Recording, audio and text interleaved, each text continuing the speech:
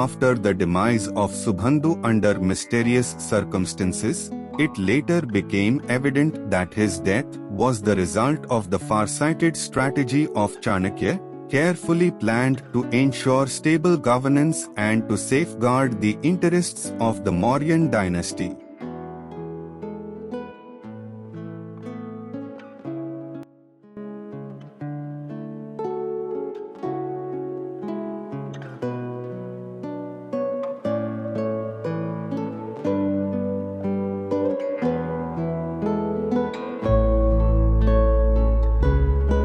As detailed in video 74 VRE, Subhandu, the second Prime Minister of the Maurya dynasty, was eliminated through a carefully devised plan conceived by Chanakya prior to his death.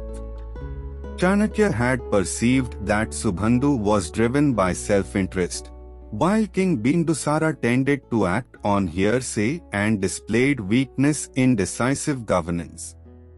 To safeguard the stability of the dynasty, the overambitious Prime Minister was prevented from endangering the empire foundation. After the untimely demise of Subhandu, Bindusara grew increasingly dependent on the counsel of Radhegapt, seeking his advice more frequently in matters of administration. In the course of their close association, Radhegupta discerned the inclination of the king toward crowning the elder prince, Sushima, as the future ruler of the empire. However, Radhegupta did not fully support this view. He prudently suggested that both princes should undergo a test to demonstrate their capability, integrity, and aptitude for governance before any final decision regarding succession was made. King Bindusara agreed to this proposal to some extent. Both princes were around 18 years of age and were to be tested for their administrative capability. Prince Sushima was appointed governor of Taxila, while Prince Ashoka was assigned the governorship of Ujjain. Sushima proved to be unsuccessful in his role. He ruled with excessive harshness and authority, insisting that his commands be followed without question and threatening punishment for the slightest lapse. He showed little respect for senior citizens and esteemed court officials. His arrogant and discourteous conduct led to widespread dissatisfaction. The public grew intolerant of his whimsical and autocratic behavior, and unrest soon escalated into open revolt. Even sections of the army extended their support to the aggrieved citizens.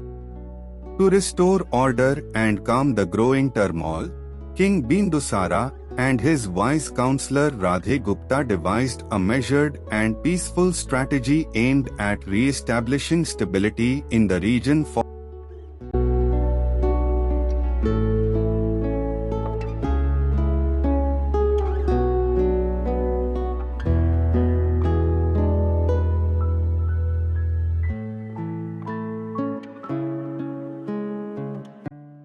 assessing the governance capability of Prince Ashoka, was entrusted with the administration of Ujjain.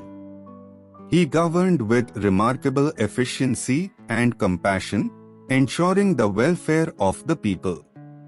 The citizens, as well as the army, were largely satisfied with his leadership. However, public satisfaction did not indicate any weakness in his authority. Ashoka maintained firm discipline and upheld the law with strength.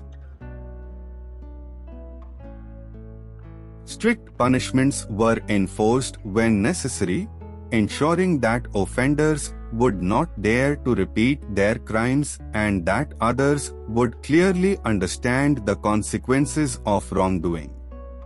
The true excellence of his administration lay in its balanced approach.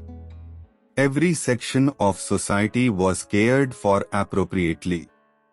Special regard was shown to elders, and respect and courtesy were maintained at all levels of governance.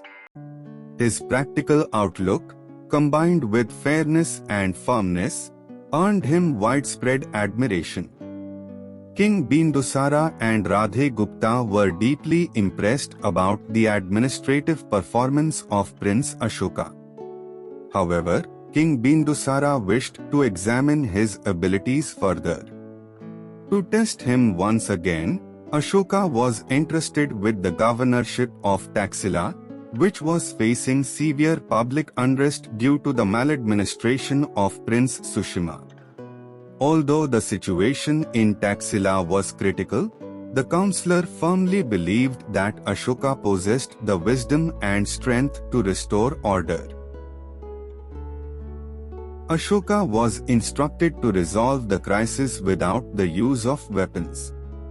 True to his compassionate nature, he patiently listened to the grievances of the people. He mingled freely among them in public gatherings, personally hearing their concerns. He also established an open system of governance, announcing that anyone could approach him at any time during an emergency without fear.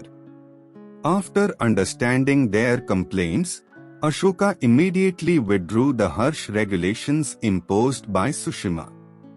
All those who had been unjustly detained were released unconditionally. Gradually, a sense of compassion and trust spread among the citizens, and peace and tranquility were restored. In gratitude, the people welcomed him wholeheartedly and with great enthusiasm. King Bindusara and Radhe Gupta were especially delighted to witness the capability of Ashoka in governance, diplomacy, and leadership. The king now stood at a crucial juncture, compelled to decide the future course of action for the Mauryan throne. The maladministration of Prince Sushima at Taxila led to widespread public unrest. However, when Ashoka took charge, he successfully restored order and earned immense appreciation from the people.